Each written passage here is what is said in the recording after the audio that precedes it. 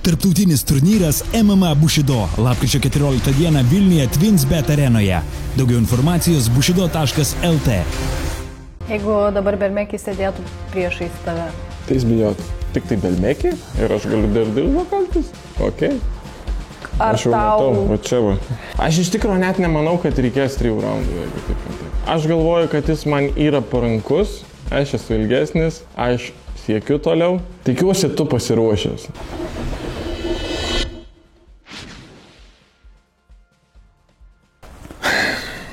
Labas. Labas.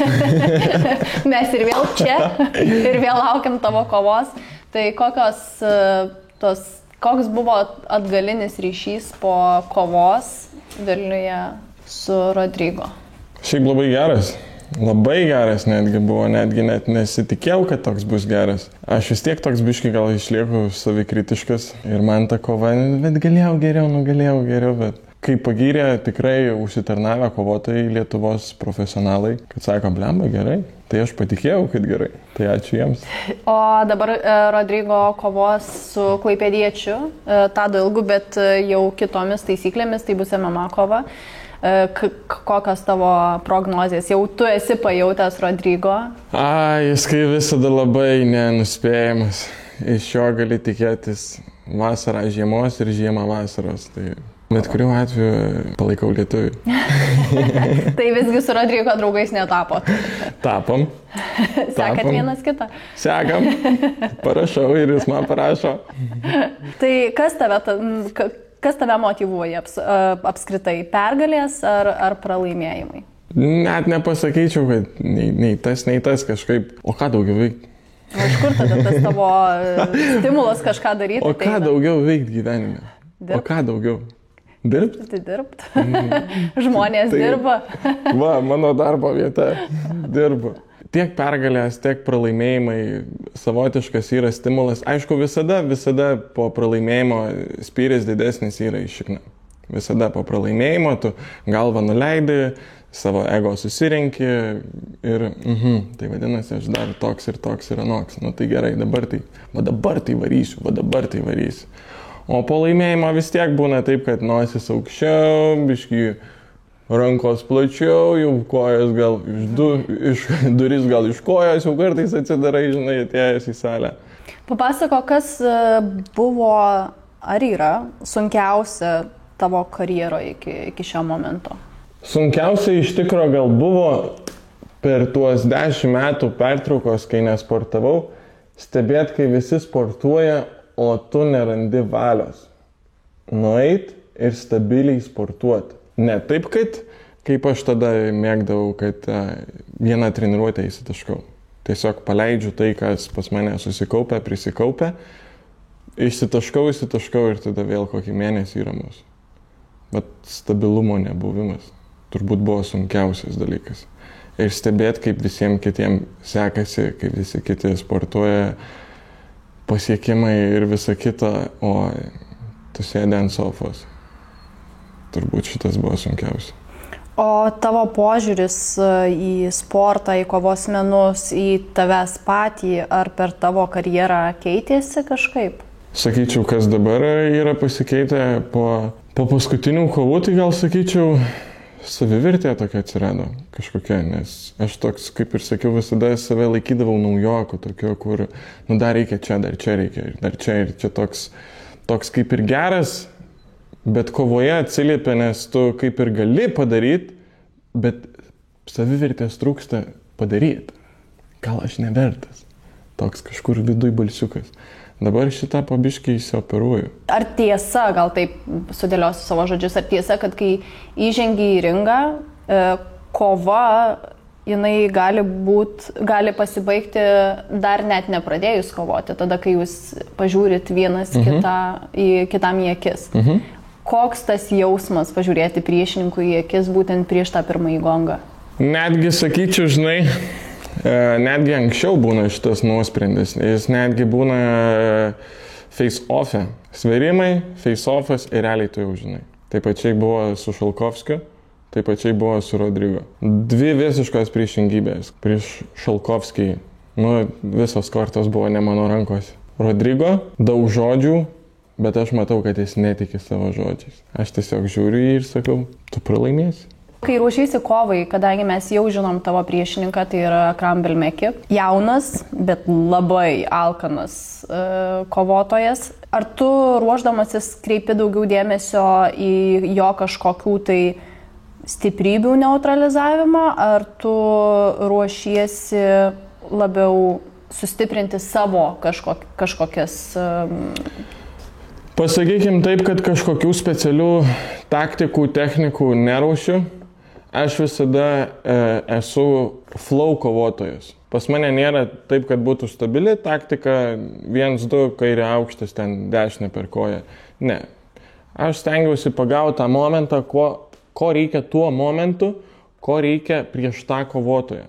Tai aš mėgstu pasižiūrėti jo stipriasias pusės ir aš daugiau dirbu psichologiškai. Mintyse tą peržaidžiu scenarijų, ką tu man darysi, o aš tau ką padarysiu. Jeigu tą teisingai peržaidai gražiai, čia toks kaip ir manifestacija, pavadinkim netgi galbūt. Jeigu teisingai peržaidai tuos scenarijus, tai pats kūnas jis tiesiog jau žino, ką jam reikia daryti ringe. Tau tiesiog reikia gražiai atsipalaiduoti ir mėgautis visų procesų. Tai tu taip darai. Tai aš taip darau. Tai, bet ar jau stebėjai jo kovos? Gal žiūrėjai kažką? Jo, pažiūrėjau. Ar jau matai kažkokias silpnybės, kurias jisai turi? Ar kažkokius išskirtinius bruožus? Jo, aš galvoju, kad jis man yra parankus, nes jis nėra tas, kuris labai daug judėtų. Jis yra tas, kuris atsakinėja, permušinėja, o man patinka permušinėti. Tai man atrodo viskas gerai.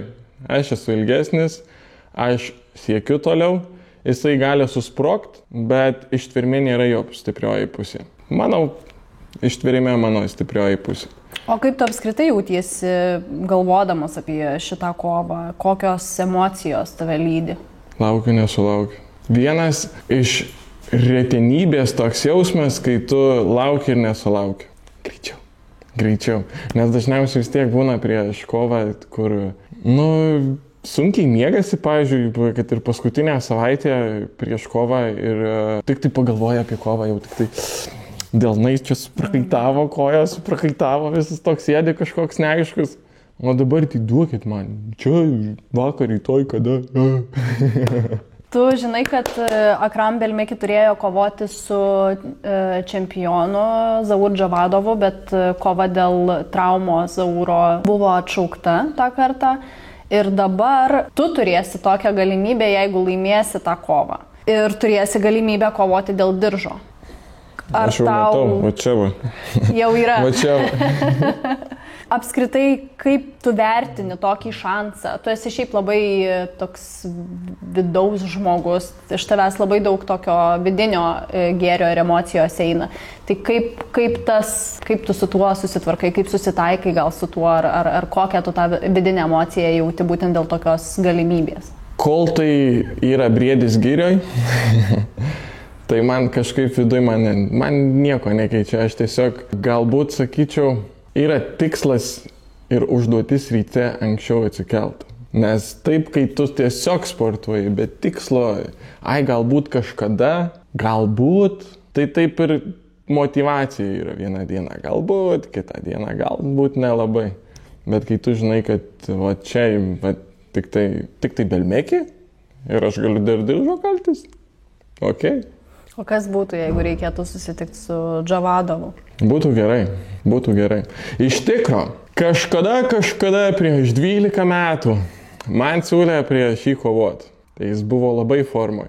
O aš dar tik tai buvau 18 metais ir dar tik tai buvau pradėjęs pirmasias profesionalias kovas. Tai aišku, kad atsisakiau, nes tikrai nebuvo šansų. Bet dabar, kai aš pagalvoju, kad aš prieš tą patį galėsiu kovoti, o Zauras jau senesnis. Ir jis jau senesnis ir dabar tai jau jam bus. Tai jau už tą kartą atsikeršint taip morališkai, kad galėčiau dar lengviau miegoti prieš tą miegą. 12 metų vis dar mintis išliko. Jo, tai jo, nes tai realiai gal vienintelis toks ir buvo kovotojas, prieš kurį tai pasakiau, kad ne. Prieš šitą tai ne. Nes dažniausiai važiuosiu. O žinai, prieš ką kausiesi? Ne, tai varžybos bus. Ir viskas. Svarbiausia kelias iki to. Jo. o paskui jau kaip išeina. Tai, o jeigu kalbant apie šitą artėjančią kovą, vis tiek ruošiesi, vis tiek dėlioji, kokia yra stiprioji Belmeki savybė?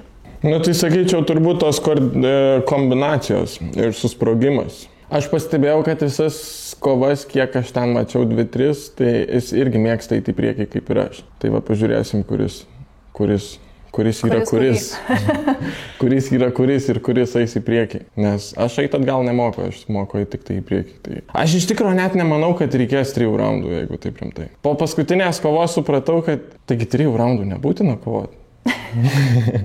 Bet taip rimtai buvo toks atėjo, blemba, taigi galėjau pirmam raunde užspaudžiau ir galėjau užspaust, dar biškai labiau paspaust. Bet aš kažkaip nusiteikiau, kad būtinai jau tie 3 raundai turi būti.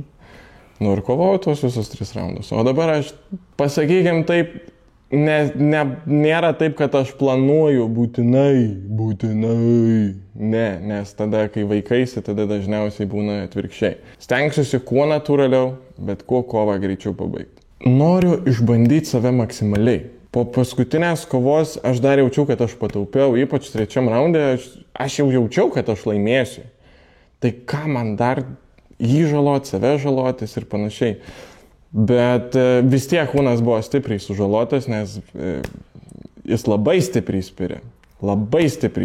Ir rankų smūgiai pas Mineiro tikrai labai stiprus. Ir man tas mano kūnas sužalotas, man patiko tas visas procesas atsistatymo. Ir aš šį kartą nebebijau save sunaikinti, nes aš žinau, kad aš atgimsiu dar stipresnis. Jeigu dabar Belmekis sėdėtų priešais tave. Tai jis bijotų. Gerai, kad aš ne Belmekį. Bet ką tai jam pasakytum? Kokią žinutę gal norėtum perduoti jam? Tikiuosi, tu pasiruošęs, nes aš tai pasiruošęs. Sveiki visi, aš esu Kęstutis. Ir kviečiu visus lapkričio 14 atvykti į TwinSbet areną į patį geriausią metų renginį Bushido. Kovosiu aš, kovos dar daug lietuvių, taip kad mums reikia jūsų visų palaikymo, prašau, atvykite. Tarptautinis turnyras MMA Bushido lapkričio 14 dieną Vilniuje TwinSbet arenoje. Daugiau informacijos bushido.lt.